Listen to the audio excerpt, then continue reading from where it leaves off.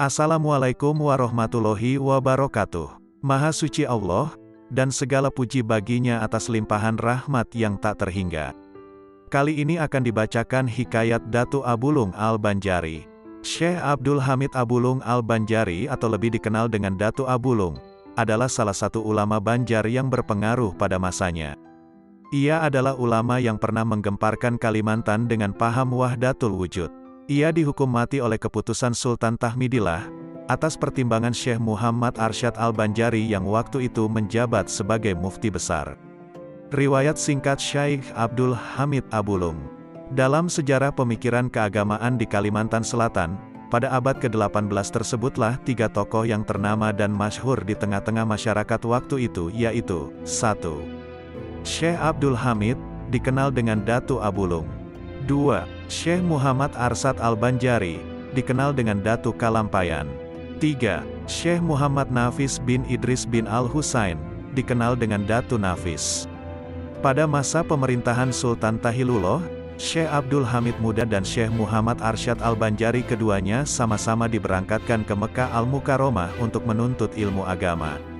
Tidak diketahui dengan jelas berapa lama, kepada siapa saja dan ilmu apa saja yang beliau pelajari di Tanah Suci Mekah Al-Mukarramah.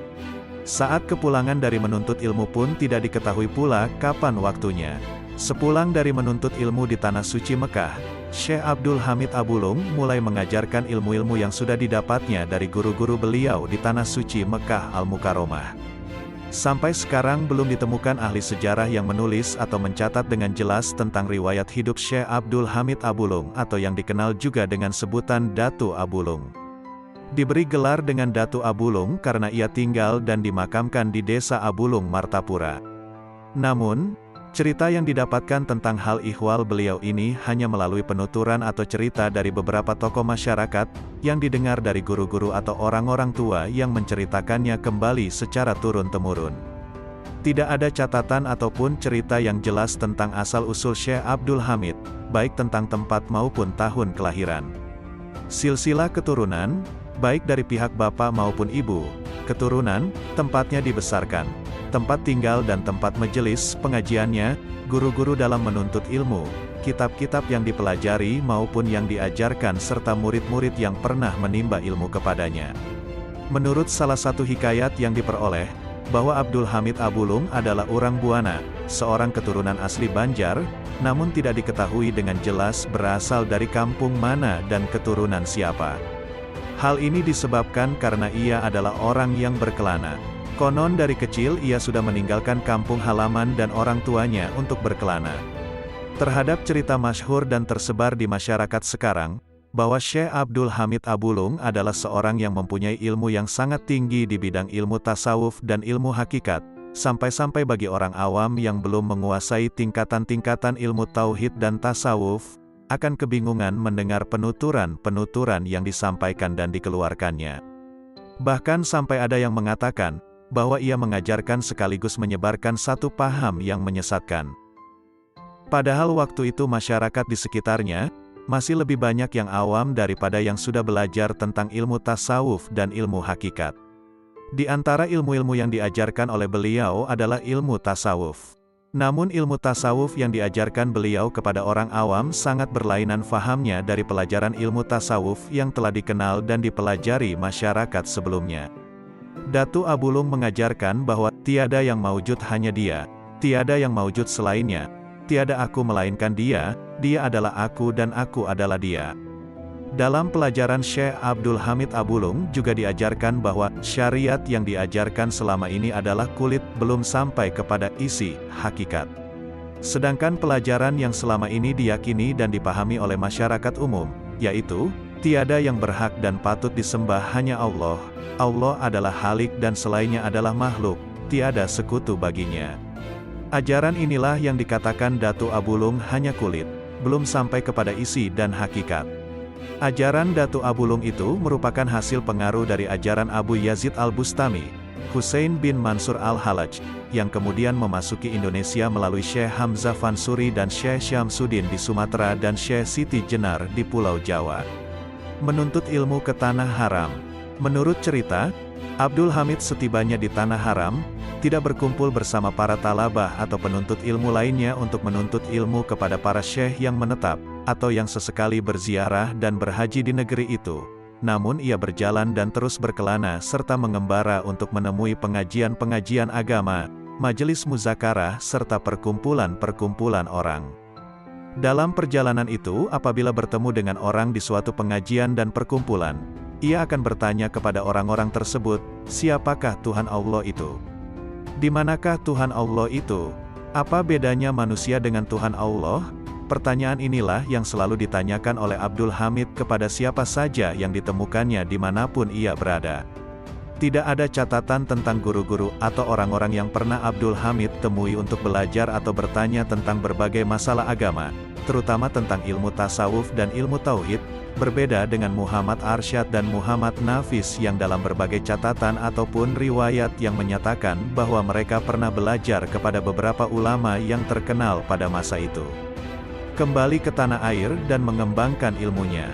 Tidak diketahui dengan jelas berapa tahun Syekh Abdul Hamid tinggal di Tanah Haram untuk menuntut ilmu, dan tidak diketahui pula tahun berapa ia kembali ke Tanah Banjar, karena kedatangannya ke kampungnya itu tidak melapor ke kerajaan yang dulu mengirimnya untuk menuntut ilmu ke Tanah Haram bersama Syekh Muhammad Arsyad. Pada masa pemerintahan Sultan Tahmidillah, pengajian keagamaan semakin marak. Hal ini dikarenakan banyaknya pengajian-pengajian secara umum di bidang keagamaan.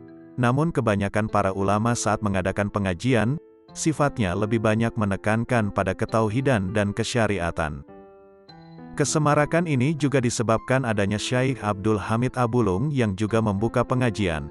Namun pengajian Syekh Abdul Hamid Abulung memberikan pengajian yang lebih menekankan pada tasawuf ketauhidan. Kebanyakan akidah masyarakat Banjar pada ketika itu adalah akidah Ahlus Sunnah wal Jamaah, seperti yang telah diajarkan dan ditanamkan oleh pengajar Islam Kerajaan Banjar yang pertama yaitu Kiai Hatib Dayan. Akidah ini telah berurat berakar di dalam hati masyarakat Banjar. Namun keyakinan yang telah tertanam di masyarakat itu, terusik dengan tersebar dan tersiarnya ajaran Syekh Abdul Hamid Abulung yang menyatakan bahwa ajaran yang selama ini diberikan yaitu berupa tauhid dan syariat, hanyalah bagian luar atau ilmu kulit dari ilmu kesejatian atau hakikat, bukan ilmu yang sebenarnya. Mendengar semua itu, maka gemparlah masyarakat ketika itu, dan menjadi pembicaraan serta perbantahan dan perselisihan, sebab mereka merasa bahwa ajaran tersebut sangat berbeda dan bertolak belakang dengan ajaran yang selama ini mereka terima, yang disampaikan oleh para ulama dan para juru dakwah sejak zaman Kiai Hatib Dayan. Kegemparan masyarakat itu, akhirnya sampai juga ke telinga Sultan Tahmidullah, dan ia segera bertukar pendapat dengan para ulama pada saat itu.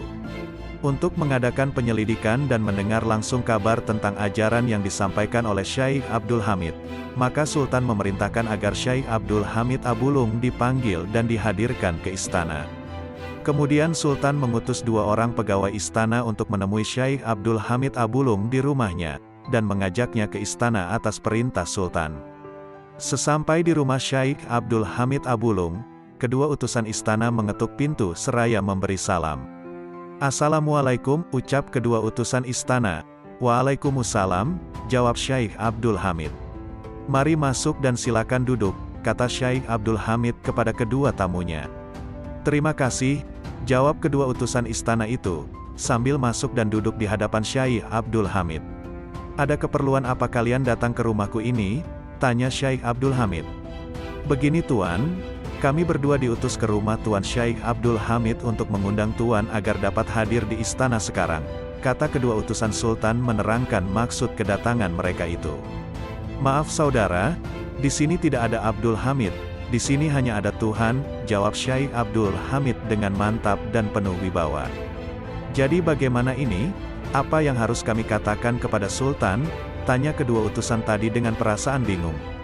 "Katakan saja kepada Sultan bahwa di rumah ini tidak ada Abdul Hamid, yang ada hanya ada Tuhan," ucap Abdul Hamid. Baiklah kalau begitu, akan kami katakan kepada Sultan seperti apa yang Tuan sarankan, kata kedua orang utusan istana itu sambil beranjak keluar dari rumah Syaikh Abdul Hamid. Sesampai di istana, kedua orang utusan itu menyampaikan apa-apa yang mereka alami di rumah Syaikh Abdul Hamid, dan mereka menyampaikan apa-apa yang dikatakannya, bahwa Syaikh Abdul Hamid tidak ada dan yang ada hanya Tuhan. Mendengar jawaban tersebut, maka Sultan memerintahkan kedua orang utusannya kembali untuk memanggil dan mengundang Tuhan agar dapat hadir ke istana. Katakanlah kepadanya bahwa Tuhan dipanggil dan diundang ke istana oleh Sultan, perintah Sultan kepada kedua utusannya. Maka berangkat lagi kedua utusan istana itu ke rumah Syaikh Abdul Hamid. Sesampainya kedua utusan tersebut di tempat tinggal Syaikh Abdul Hamid, mereka kembali mengetuk pintu rumah Syaikh Abdul Hamid. "Assalamualaikum," kedua utusan tersebut memberi salam. "Waalaikumsalam," terdengar jawaban Syaikh Abdul Hamid. "Apakah ada keperluan lagi, sehingga kalian berdua kembali lagi datang ke sini?" lanjutnya. "Memang kami mempunyai keperluan yang amat sangat," sahut salah satu utusan. "Kami diperintahkan Sultan untuk memanggil Tuhan dan mengundangnya datang ke istana," sambung utusan tadi. "Tuhan tidak ada, yang ada Abdul Hamid," jawab Syaikh Abdul Hamid Abulung dengan tegas. Jawaban Syaikh Abdul Hamid Abulung yang tegas tersebut membuat kedua utusan Sultan kebingungan dan kehilangan akal. Kali ini kedua utusan Sultan harus kembali kecewa karena gagal menghadirkan Syaikh Abdul Hamid Abulung ke istana, disebabkan jawabannya yang menyatakan bahwa Tuhan tidak ada, yang ada hanya Abdul Hamid. Dari jawaban tersebut timbullah masalah yang sangat pelik yang dihadapi Sultan. Sultan pun segera meminta pendapat para ulama. Setelah bertukar pendapat dengan Sultan, mendengar beberapa kesaksian dan meneliti serta menelaah beberapa kitab yang muktamad, akhirnya para ulama berkesimpulan bahwa ajaran yang disampaikan Syaikh Abdul Hamid Abulung dapat menyesatkan keyakinan dan akidah masyarakat awam, dapat membawa kesyirikan dan merusak kehidupan keagamaan. Dan para ulama menyatakan bahwa kewajiban seorang pemimpin untuk menyelamatkan akidah rakyat yang dipimpinnya, seperti yang terdapat dalam kitab Al-Ahkam Al-Sultaniyah karangan Imam Abu Hasan Ali Al-Mawardi. Oleh karena itu, disarankan kepada Sultan agar memberikan keputusan dan hukuman yang seadil-adilnya demi kemaslahatan masyarakat banyak. Setelah Sultan mengambil keputusan, maka diperintahkan utusan untuk memanggil Syaikh Abdul Hamid Abulung dengan perintah dan pesan siapapun yang ada. Apakah Tuhan ataukah Abdul Hamid yang ada, itulah yang dipanggil untuk datang ke istana. Akhirnya Syaikh Abdul Hamid mau hadir ke istana untuk menemui Sultan. Sultan menerangkan maksudnya mengapa dia sampai memanggilnya ke istana, dan juga mengatakan bahwa keputusan Sultan dari hasil musyawarah dengan para ulama, adalah menyingkirkan atau membunuh Tuan Syaikh Abdul Hamid Abulung. "Saya tidak akan mengubah keyakinan saya, karena saya yakin seyakin-yakinnya bahwa apa yang saya ajarkan itu tidak sesat seperti yang disangka orang, karena kemungkinan besar mereka belum memahami dan belum mengerti dengan ilmu yang saya ajarkan saat ini," ucapnya dengan tegas.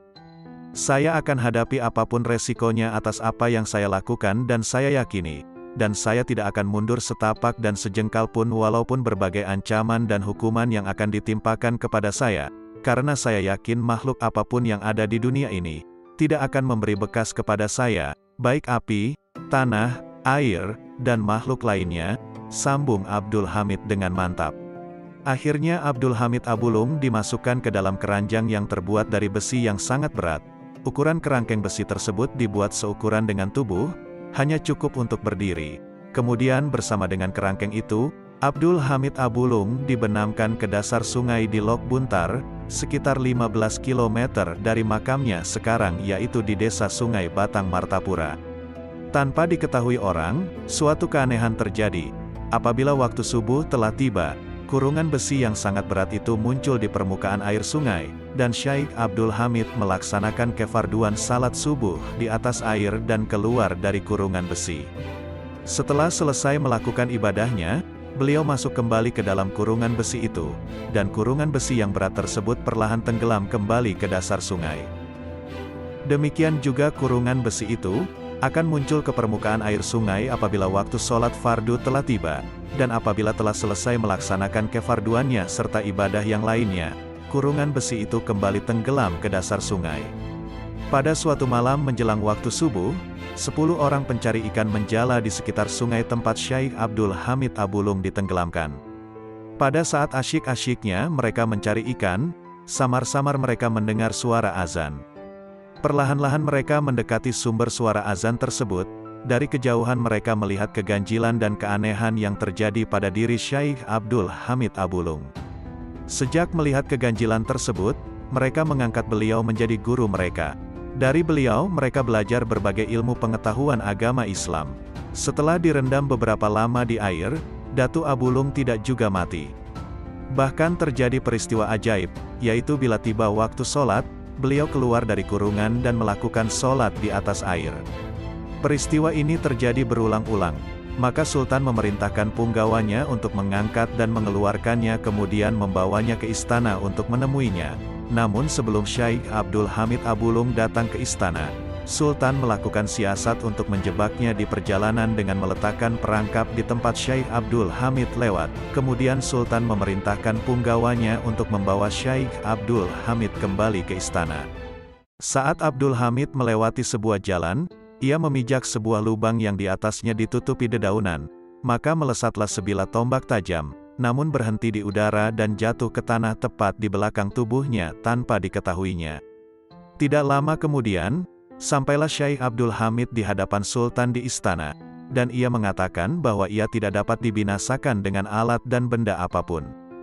Tuan Syekh, sekarang aku sadar bahwa ilmu yang engkau miliki itu memang benar adanya. Dan orang yang mengatakan bahwa Tuan Syekh itu tidak mengerjakan sholat, itu juga tidak benar. Tetapi aku mohon pengertian Tuan Syekh untuk memahami keadaan masyarakat sekarang ini, sebab mereka masih banyak yang belum mengerti tentang ilmu yang diajarkan Tuan Syekh, sehingga mereka banyak yang menjadi sesat. Sedangkan ini semua adalah tanggung jawab saya sebagai Sultan di kerajaan Banjar ini, ucap Sultan. Kalau begitu baiklah dan mungkin juga ajalku sudah dekat, kata Syekh Abdul Hamid Abulung. Saya sebagai Sultan dan mewakili seluruh rakyat di sini, mengucapkan maaf dan ampun serta terima kasih yang setinggi-tingginya, atas pengertian Tuan Syekh Abdul Hamid atas semua ini, ucap Sultan. Di hadapan Sultan Datu Abulung mengatakan bahwa beliau tidak dapat dibinasakan dengan alat apapun, dan jika raja ingin membinasakannya haruslah dengan senjata yang berada di dinding rumah beliau, dan menancapkan di dalam daerah lingkaran yang beliau tunjukkan di belikat beliau.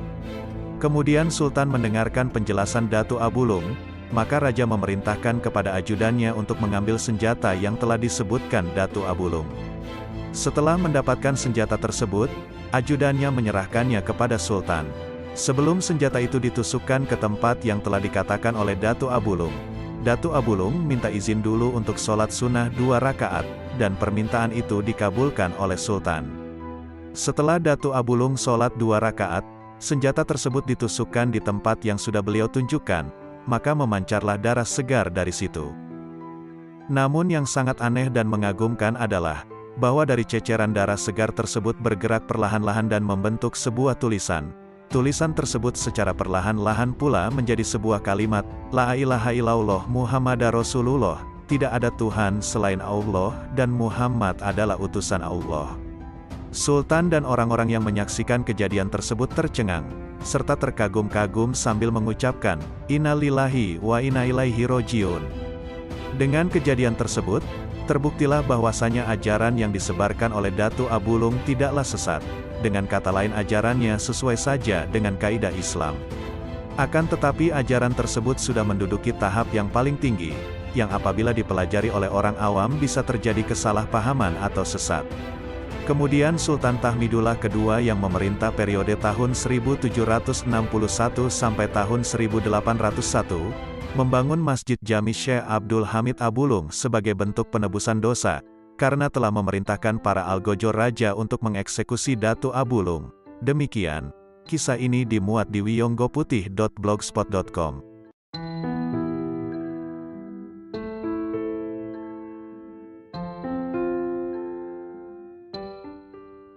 Datu Sanggul, begitu masyarakat lebih mengenalnya. Seorang tokoh panutan di zamannya, sekitar abad ke-18 Masehi, satu zaman dengan Maulana Syekh Muhammad Arsyad Al-Banjari. Ketulusan hatinya dalam melaksanakan ibadah, dan ketakwaannya dalam menegakkan kalimat-kalimat Allah, serta keramat yang diberikan Allah kepadanya, membuat ia terkenal sampai ke pelosok negeri. Satu hal yang amat tergambar dalam sosok Datus Sanggul, adalah ketekunannya dalam menuntut dan menyempurnakan ilmu.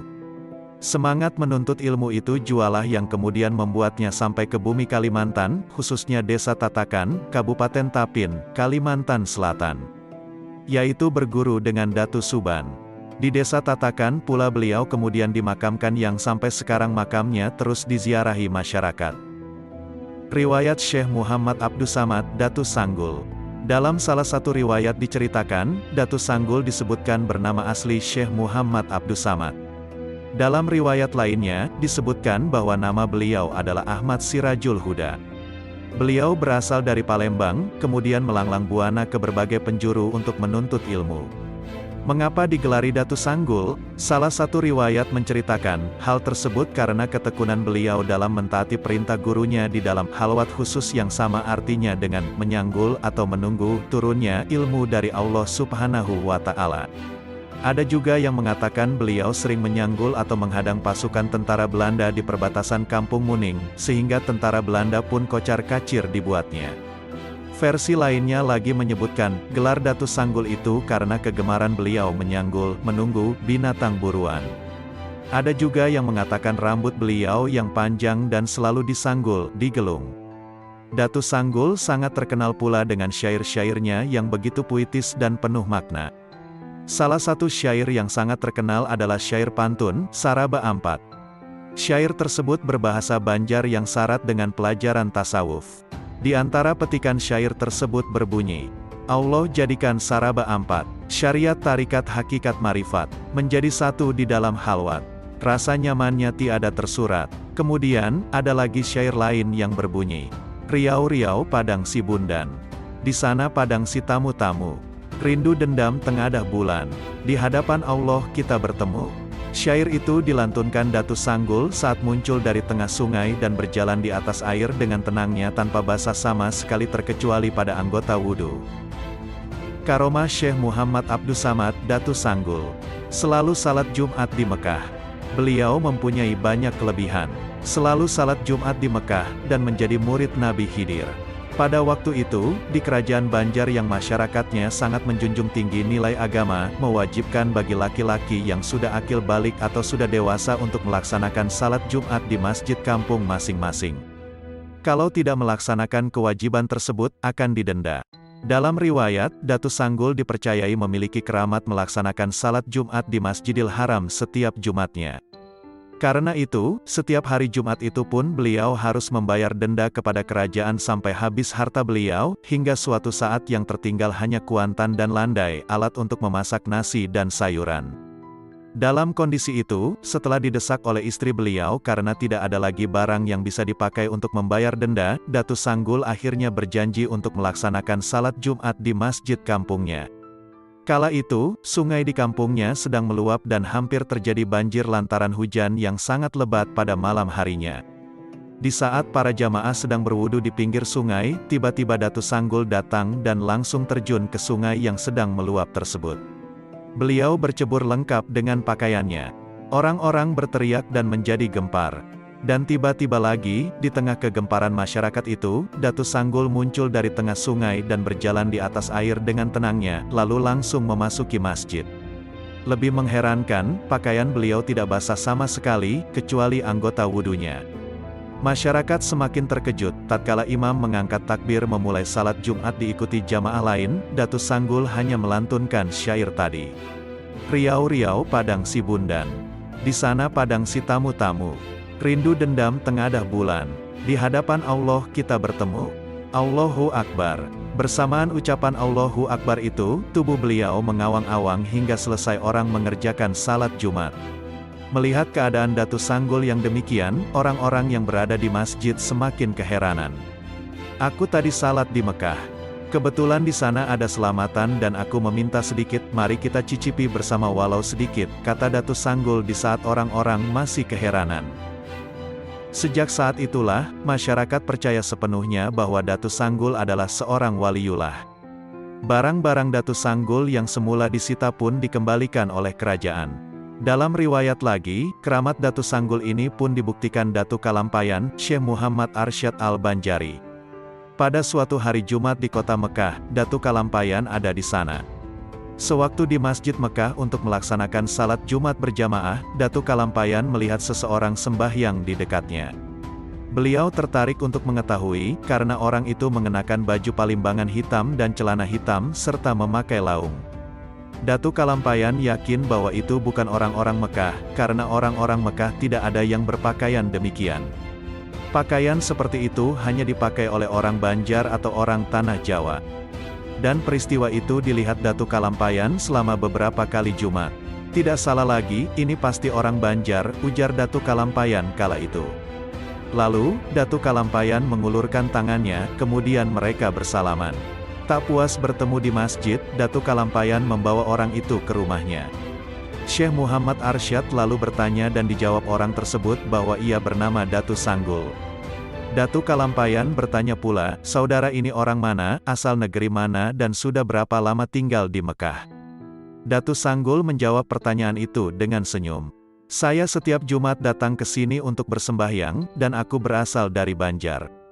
Tempat diamku di Banjar. Jelasnya Tatakan, ujarnya. Jauh juga, kalau begitu melewati Martapura, Kayu Tangi. Melalui tempat tinggalku. Itu sangat jauh. Jika demikian dengan apa kemari setiap Jumat, ujar Datu Kalampayan bertanya.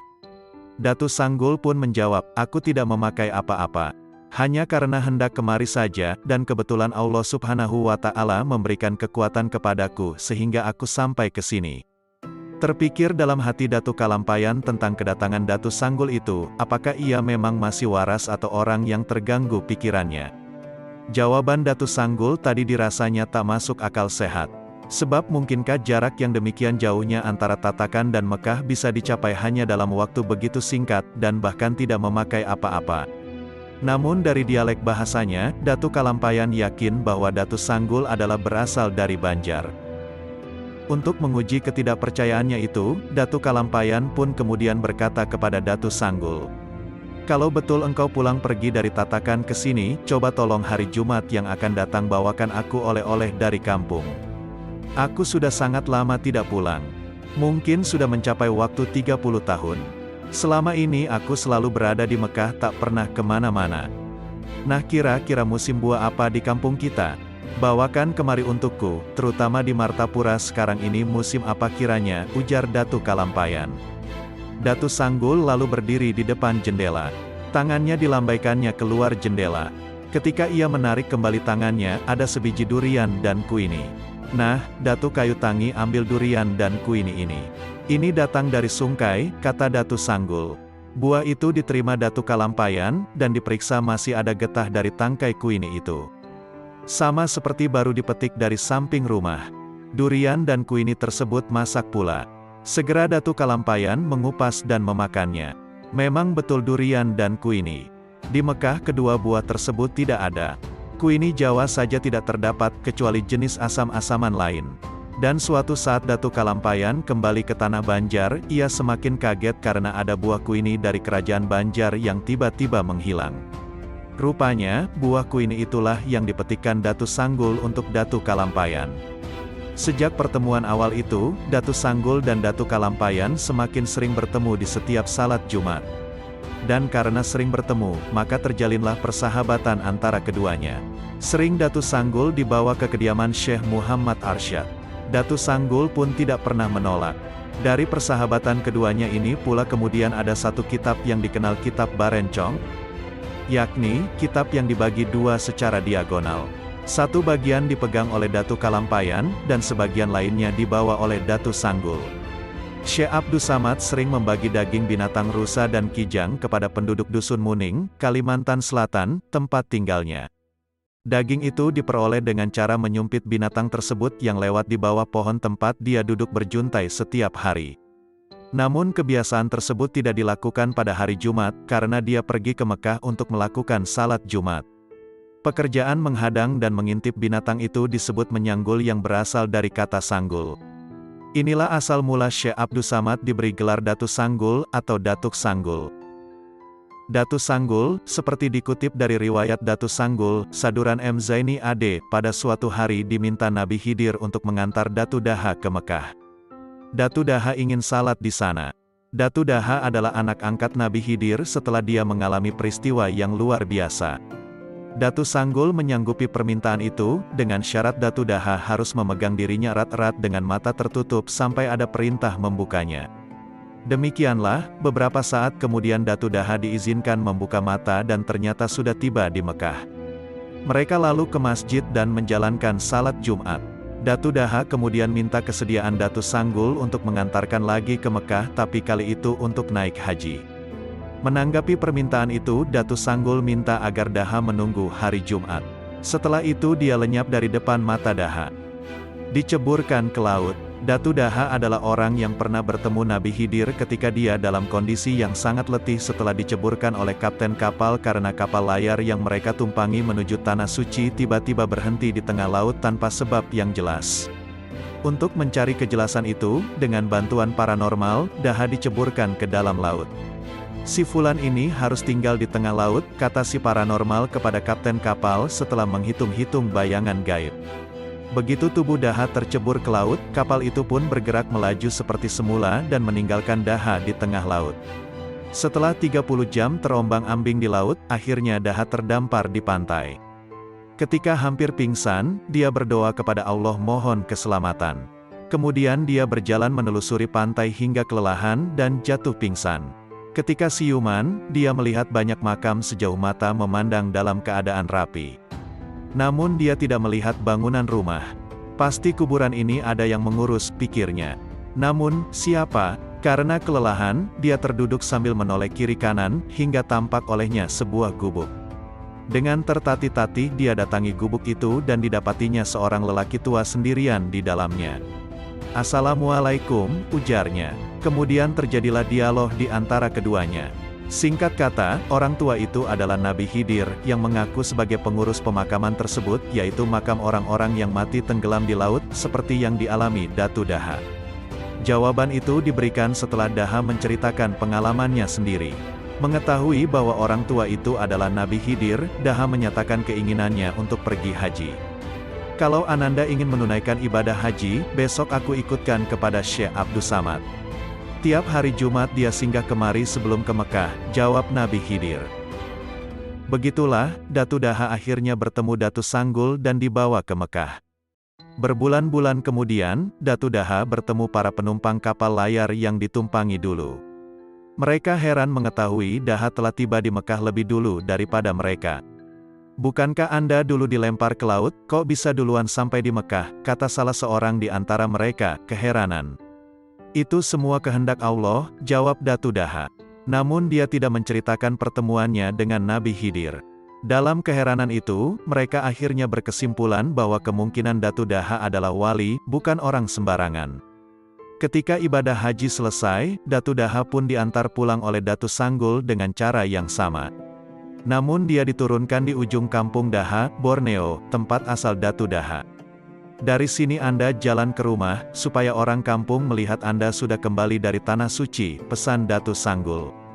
Begitulah, dalam sekejap mata, Datu Daha telah melihat kembali kampungnya dan Datu Sanggul lenyap dari hadapannya. Hari itu orang-orang kampung Daha terheran-heran melihat Datu Daha telah kembali. Mereka bertanya-tanya, tapi tidak dijawab oleh Daha. "Aku pulang atas kekuasaan, kodrat, dan iradat Allah. Aku tak kuasa menjelaskannya," kata Datu Daha. Untuk mengetahui jawaban pertanyaan itu, orang-orang kampung menunggu kembalinya para jamaah lainnya sesama penumpang kapal layar. Namun ternyata mereka juga menyatakan keheranannya. Mereka menceritakan bahwa Datu Daha dibuang ke laut karena ada sesuatu yang aneh ketika kapal tiba-tiba terhenti di tengah laut. Namun ketika sampai di Jeddah, mereka heran melihat Daha juga sudah ada di sana dengan selamat. "Kami terkejut, apa ini benar Datu Daha, atau kami salah lihat?" tutur mereka. Begitu juga ketika ibadah haji selesai. Pada hari Jumat sorenya dia sudah tidak ada lagi di Mekah, padahal menurut pengakuannya dia tiba pada hari Jumat sebelum salat Jumat.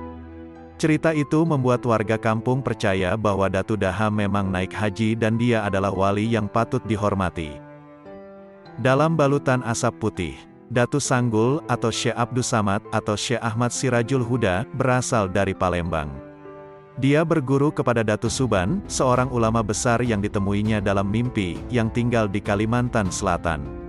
Setelah mendapat restu dari ibunya, dia berlayar ke Kalimantan melalui Selat Bangka Belitung dan kota Banjarmasin hingga tiba di Kampung Muning, Pantai Munggutayu Tiwadak Gumpa Rantau Tapin, Kalimantan Selatan, pada tahun 1750 Masehi. Singkat cerita, Datu Sanggul menjadi murid kesayangan Datu Suban dan diberi sebuah kitab pusaka yang berbentuk segi 8.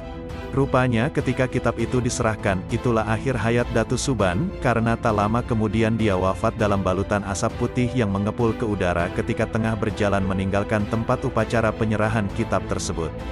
Setelah mengamalkan ilmu hakikat dan ilmu laduni dari gurunya itu, Datu Sanggul diberi kelebihan oleh Allah, seperti menceburkan diri ke air sungai dan berwudu tapi badannya tidak basah kecuali yang wajib wudu. Tiap hari Jumat bersembahyang Jumat di Masjidil Haram, Mekah.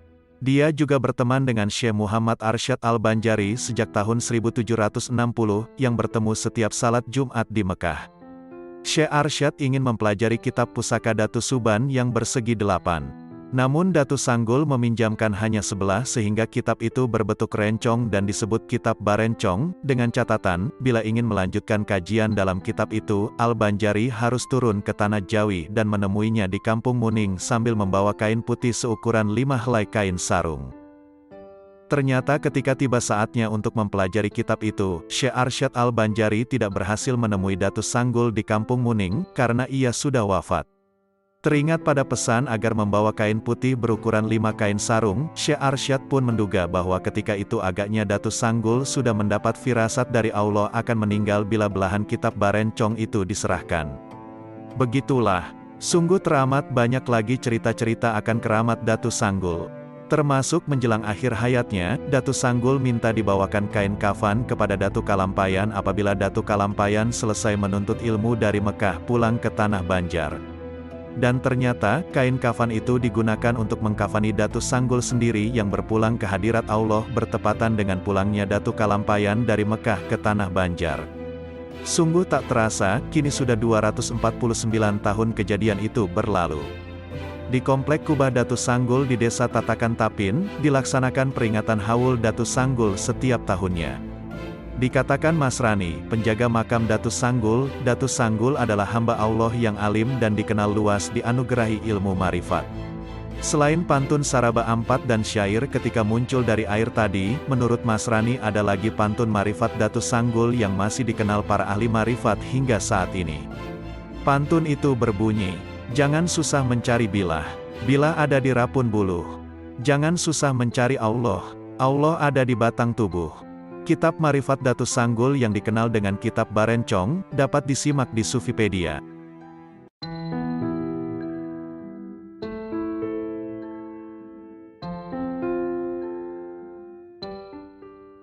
Assalamualaikum warahmatullahi wabarakatuh. Berjumpa lagi dengan Rio Fulana.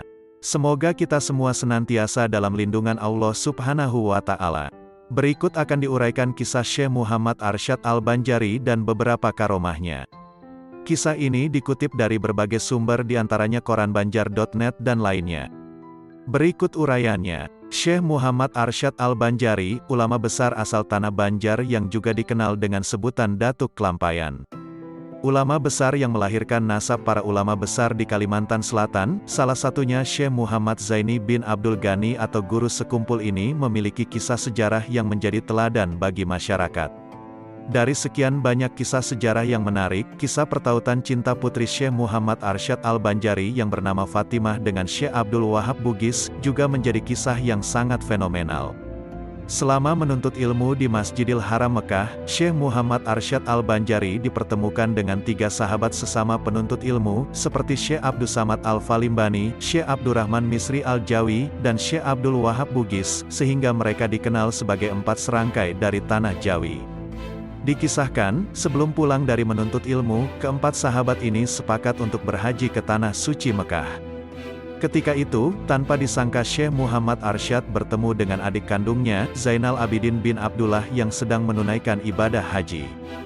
Kemudian, adiknya membawa kabar bahwa anak dia yaitu Fatimah sudah beranjak dewasa dan sang anak menitipkan cincin kepada dia. Melihat hal demikian, tiga sahabat Syekh Muhammad Arsyad masing-masing mengajukan lamaran untuk memperistri anak dia. Setelah berpikir lama, Syekh Muhammad Arsyad memutuskan untuk mengundi lamaran yang akan diterima. Hasil pengundian ternyata lamaran Syekh Abdul Wahab Bugis yang diterima.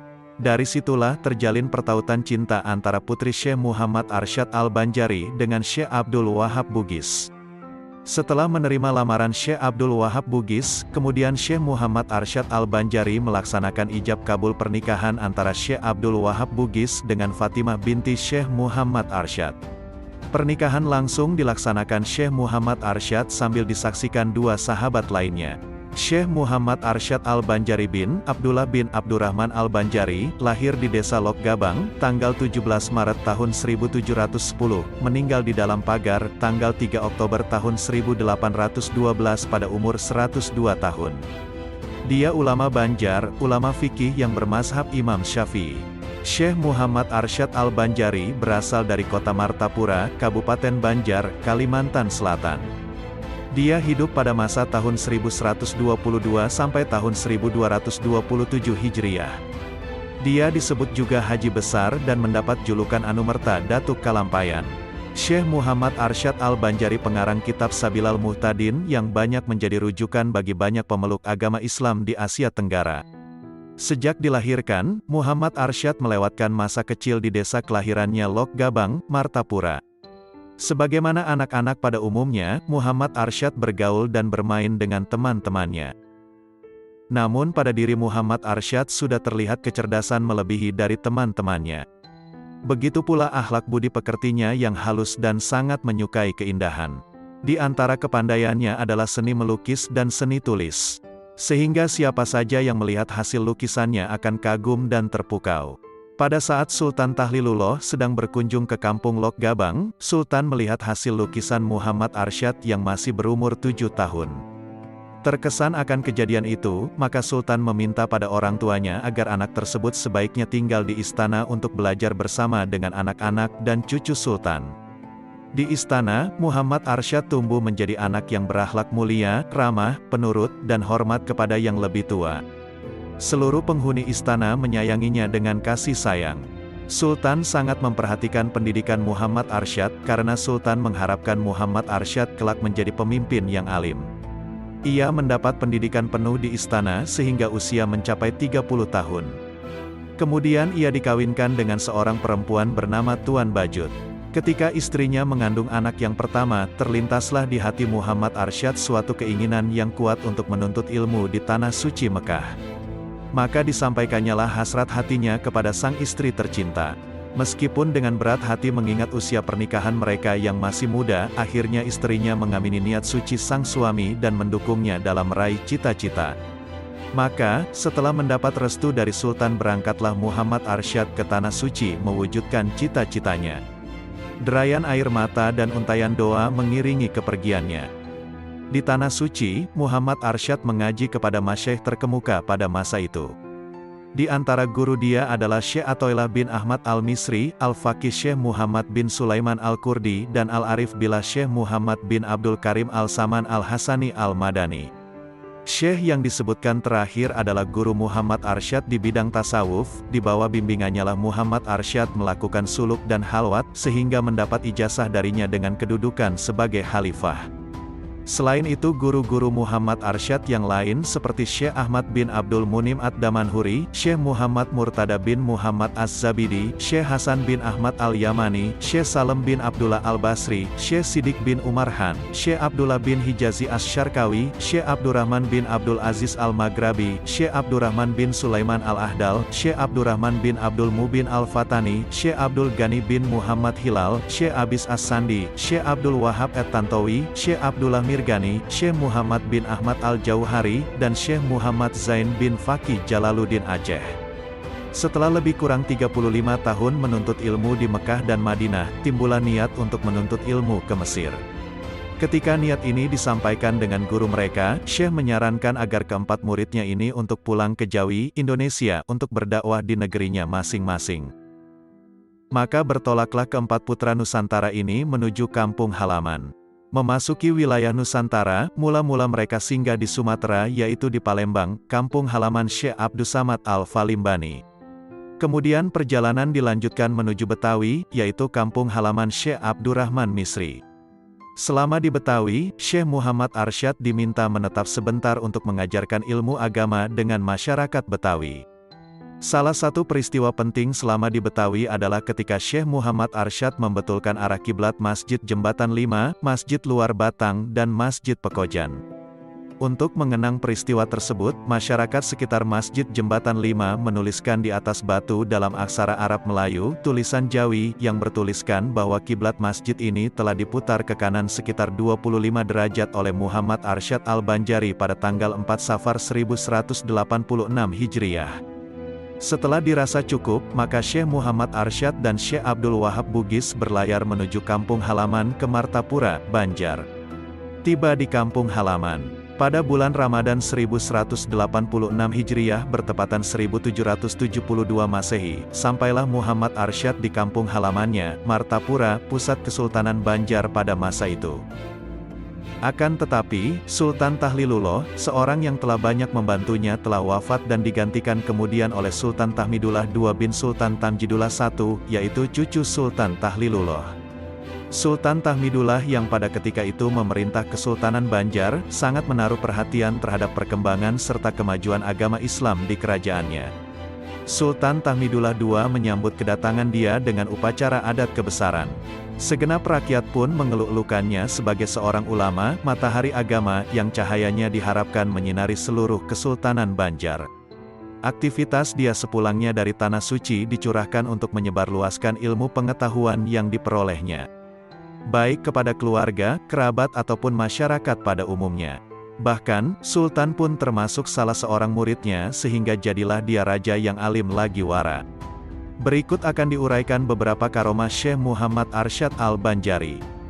Dalam sebuah riwayat disebutkan, Syekh Muhammad Arsyad Al-Banjari bertemu dengan Datuk Sanggul di Mekah, yang pada saat itu bisa pulang pergi ke Kalimantan di hari yang sama.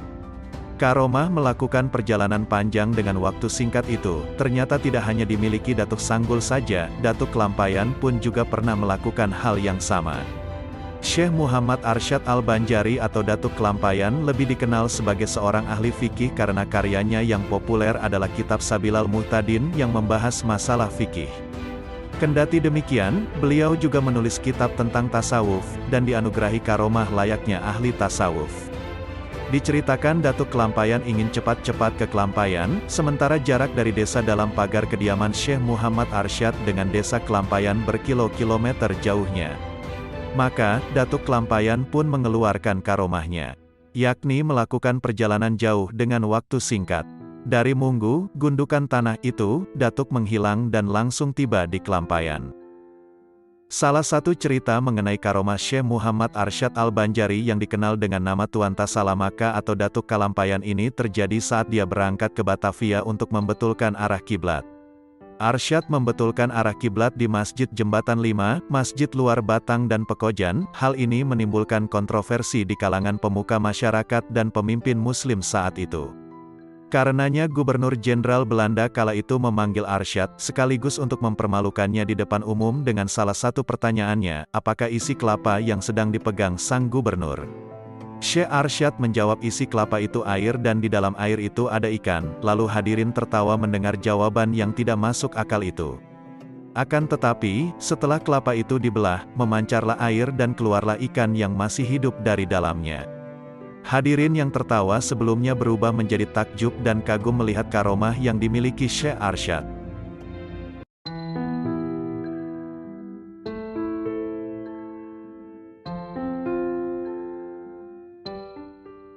Assalamualaikum warahmatullahi wabarakatuh. Segala puji bagi Allah, Tuhan seru sekalian alam. Dengan menyebut nama Allah yang Maha Pengasih, Maha Penyayang. Kali ini akan dibacakan hikayat Datu Suban Tapin, yang mana hikayat ini dimuat di wiyonggoputih.blogspot.com. Datu Suban sering disebut juga Datu Syaiban Ibnu Zakaria Zulkifli dengan ibunda bernama Maisyarah. Beliau hidup di Kampung Muning Tatakan Kabupaten Tapin Rantau Kalimantan Selatan. beliau semasa hidupnya mempunyai martabat tinggi dan mulia, peramah dan paling disegani. Datu Suban atau Datu Sumiran atau Datu Syaiban adalah penduduk asli Kampung Tatakan. Beliau hidup bersama seorang istri, tinggal di Pantai Munggu Karikil, Rantau. Karena sangat miskinnya, setiap harinya beliau hanya makan ubi kayu. Namun kemiskinan bukanlah penghalang bagi beliau untuk mengajarkan ilmu-ilmu yang beliau miliki. Selain ahli ilmu tasawuf, Datu Suban juga ahli dalam ilmu taguh, kebal, ilmu kabariyat, ilmu dapat berjalan di atas air, ilmu ma'ali rupa, ilmu pandangan jauh, ilmu pengobatan, ilmu kecantikan, ilmu falakiyah, ilmu tauhid dan ilmu firasat. Dengan ilmu yang dimiliki beliau itulah, banyak orang berdatangan dari berbagai daerah untuk menuntut ilmu-ilmu tersebut kepada beliau. Murid beliau yang terkenal ada 13. 1. Datu Murakat. 2. Datu Taming Karsa. 3. Datu Niang Talib. 4. Datu Karipis. 5. Datu Ganun. 6. Datu Argi. 7. Datu Ungku. 8. Datu Labaiduliman. 9. Datu Harun. 10. Datu Arsanaya. 11. Datu Rangga. 12. Datu Galuh Diang Bulan. 13. Datu Sanggul. Datu Suban mulai mengajarkan dan menerangkan isinya, dan masing-masing datu mengambil ilmu yang cocok untuk diri mereka. Menurut riwayatnya, Datu Murakat yang merupakan murid tertua dan pertama, mengambil ilmu andalan yaitu ilmu kepahlawanan agar disegani orang. Sebagaimana diceritakan, apabila ada orang yang berniat jahat terhadapnya, maksud jahat orang tersebut tidak akan mengenainya, tubuhnya kebal, tidak mempan senjata yang terbuat dari besi.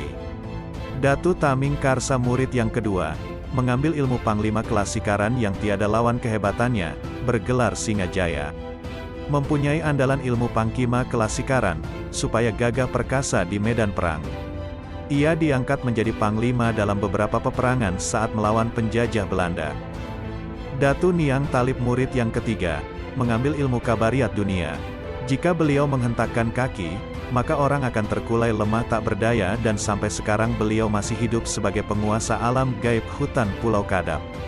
Datu Karipis murid yang keempat, mengambil ilmu kuat dan dapat berjalan di atas air. Juga memiliki ilmu tahan dibakar dan kebal terhadap berbagai macam senjata. Datu Ganun murid yang kelima, mengambil ilmu kesempurnaan dan kejayaan, dapat mengkloning atau menggandakan diri hingga 4. Mempelajari ilmu kesempurnaan dan kejayaan, dapat merubah diri menjadi 4 tubuh sekaligus yang rupa dan bentuknya sama dan sulit diketahui mana tubuh yang asli. Datu Argi murid yang keenam, mengambil ilmu kesempurnaan dunia akhirat. Datu Ungku murid yang ketujuh, mengambil ilmu kabariyat dunia. Dengan sekali tepuk tangan saja semua orang akan roboh tak berdaya. Datu Labaiduliman murid yang kedelapan, mengambil ilmu ahli huruf, ilmu falakiyah, penterjemah dan dapat mengetahui isi alam. Punya kelebihan khusus di antara murid-murid lainnya di bidang ilmu falakiyah, ilmu membaca dan menafsirkan huruf, ahli di bidang perbintangan dan mengetahui isi alam.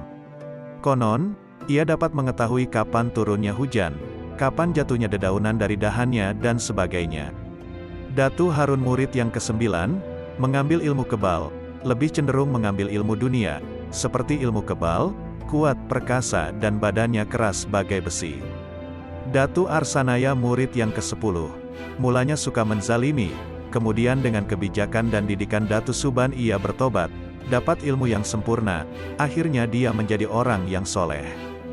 Datu Angga mengambil ilmu kabariyat dunia semata-mata, mempelajari ilmu kewibawaan dan ilmu dunia, seperti kepanglimaan, kekebalan dan lainnya. Datu Galuh Diang Bulan mengambil ilmu kecantikan atau awet muda. Beliau mempunyai keahlian untuk bermandi-mandi supaya awet muda dan cantik. Datu Sanggul merupakan murid yang paling akhir, dan kemudian menerima ilmu. Tetapi, ilmu yang beliau dapat adalah ilmu yang paling sempurna yaitu ilmu makrifatnya kepada Allah Subhanahu wa Ta'ala. Di antara ilmu-ilmu yang selalu diajarkan dalam setiap kesempatan, beliau selalu mengajarkan ilmu mengenal diri, ilmu marifat, dengan tarekat, memusyahadahkan Nur Muhammad. Hal ini tidaklah mengherankan, karena sebelum Datu Suban mengajarkan ajaran makrifat melalui tarekat Nur Muhammad ini, seorang ulama Banjar yaitu Syekh Ahmad Syamsuddin Al-Banjari telah menulis asal kejadian Nur Muhammad itu, yang naskahnya ditemukan oleh seorang orientalis bangsa Belanda R.O. Winestedt. Di antara ilmu-ilmu yang selalu beliau ajarkan atau tak pernah ditinggal dalam setiap pemberian pelajaran, adalah ilmu mengenal diri, ilmu marifat, dengan tarekat memusyahadahkan Nur Muhammad.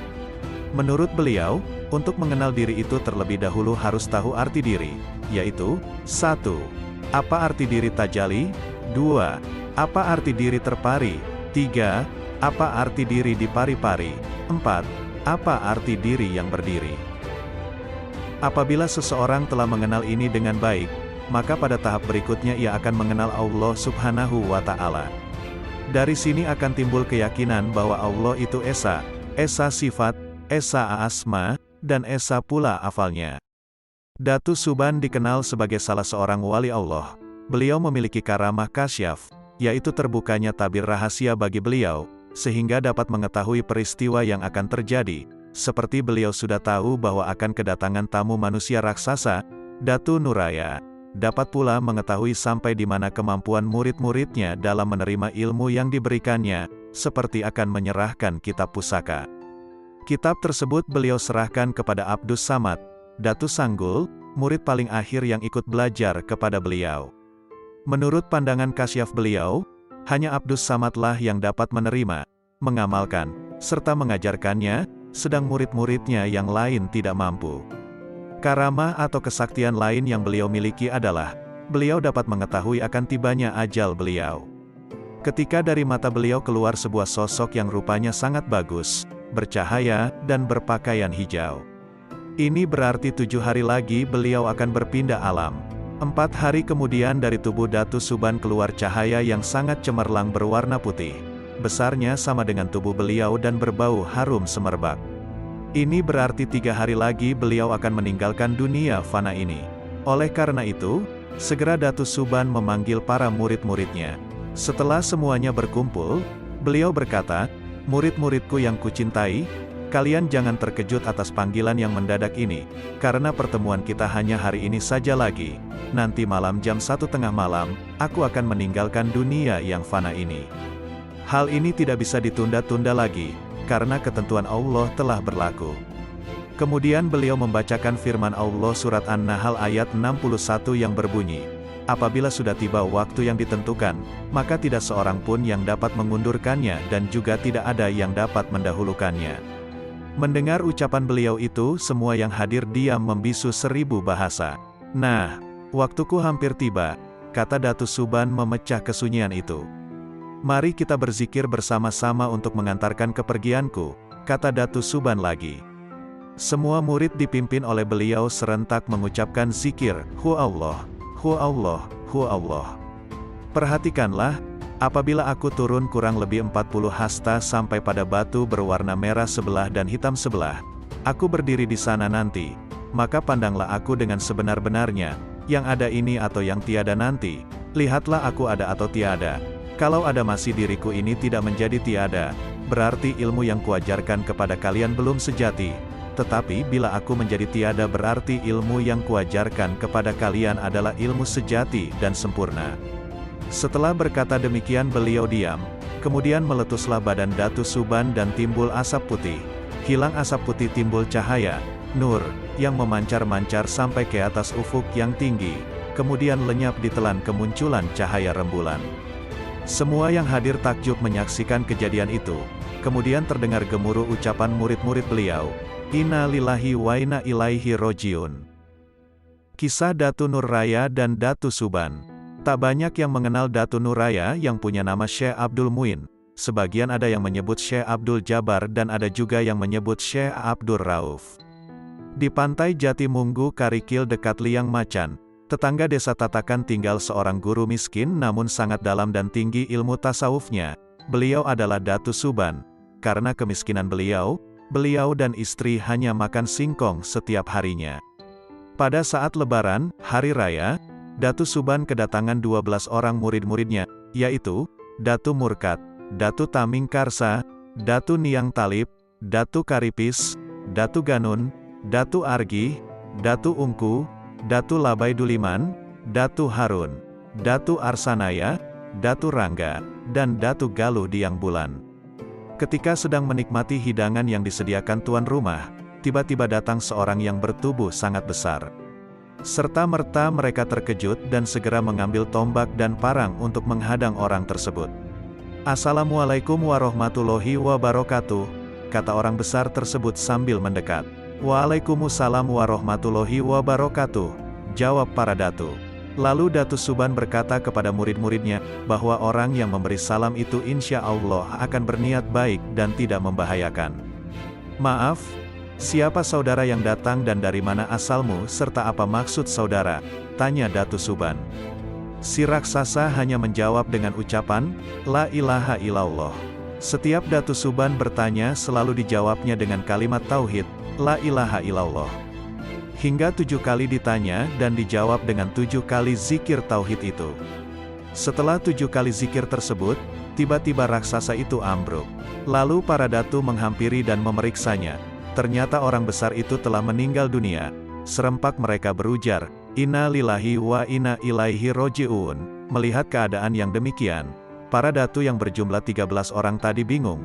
Bagaimana cara memandikan dan menguburkannya? Jangankan untuk memandikan dan menguburkannya, mengangkat saja sudah susah. Apalagi saat itu musim kemarau panjang, biasanya tanah sangat keras, sedang lubang untuk penguburan harus lebar dan panjang, dan untuk memandikannya juga diperlukan air yang sangat banyak. Konon, di tengah kebingungan para datu, tiba-tiba hujan lebat turun dan ketika mereka mengangkat jenazah dengan mengerahkan tenaga penuh, ternyata tubuh orang besar itu sangat ringan, hanya seperti segumpal kapas. Serentak mereka berseru, "Subhanallah." Sebelum mereka mewaradunya, membersihkan mayat itu, Datu Suban menemukan sebuah tas selempang dari dalam pakaiannya. Setelah membukanya ternyata terdapat sebuah kitab yang akhirnya terkenal dengan sebutan Kitab Barencong.